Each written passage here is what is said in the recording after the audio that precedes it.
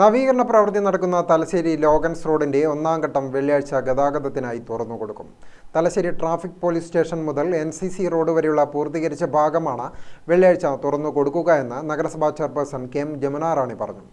April 18-നാണ് റോഡിന്റെ നിർമ്മാണ പ്രവൃത്തി ആരംഭിച്ചത്. കോൺക്രീറ്റ് പ്രവൃത്തി ഏപ്രിൽ 28-ന് തുടങ്ങി 6,98,00,000 രൂപ ചെലവഴിച്ചാണ് തലശ്ശേരി ട്രാഫിക് സ്റ്റേഷൻ മുതൽ മണവാട്ടി ജംഗ്ഷൻ വരെയുള്ള ലോഗൻസ് റോഡിന്റെ പ്രവൃത്തി നടക്കുന്നത്. അതോടൊപ്പം റോഡിൽ ഇരുവശത്തുമുള്ള ഡ്രെയിനേജ് പ്രവൃത്തിയും നടന്നു വരികയാണ്. കനത്ത മഴയെ തുടർന്നാണ് നിർമ്മാണ പ്രവൃത്തി നിർത്തിവെച്ചത്. യുദ്ധകാലാടിസ്ഥാനത്തിലാണ് പ്രവൃത്തി നടന്നുകൊണ്ടിരിക്കുന്നത്.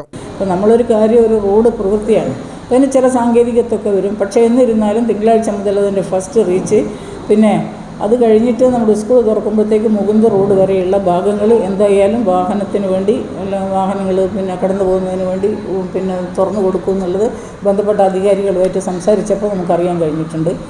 പിന്നെ മഴക്കാലമാണ്, നമുക്ക് ഇഷ്ടംപോലെ വാഹനങ്ങളുണ്ട്, പാർക്ക് ചെയ്യാനുള്ള പരിമിതി വളരെ കുറവാണ് തലശ്ശേരിയിൽ. ഇതൊക്കെയുള്ള പ്രശ്നങ്ങളല്ലാതെ, സ്വാഭാവിക പ്രശ്നങ്ങളല്ലാതെ അതിൽ കൂടുതൽ യാതൊരു പ്രശ്നങ്ങളും ഇന്നിപ്പോൾ തലശ്ശേരി അഭിമുഖീകരിക്കുന്നതായിട്ട് തോന്നിയിട്ടില്ല.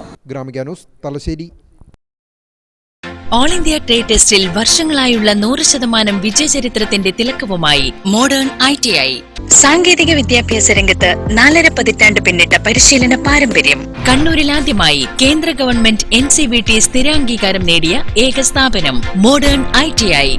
കേന്ദ്ര സംസ്ഥാന സർക്കാരുകൾ അംഗീകരിച്ച വിവിധ തൊഴിലധിഷ്ഠിത എഞ്ചിനീയറിംഗ് കോഴ്സുകൾ, KGCE ഈവനിംഗ് ബാച്ചുകൾ, 100% പ്ലേസ്മെന്റ് അസിസ്റ്റൻസ്, 50% ഫീസ് ഇളവോട് കൂടിയ സ്കോളർഷിപ്പുകൾ.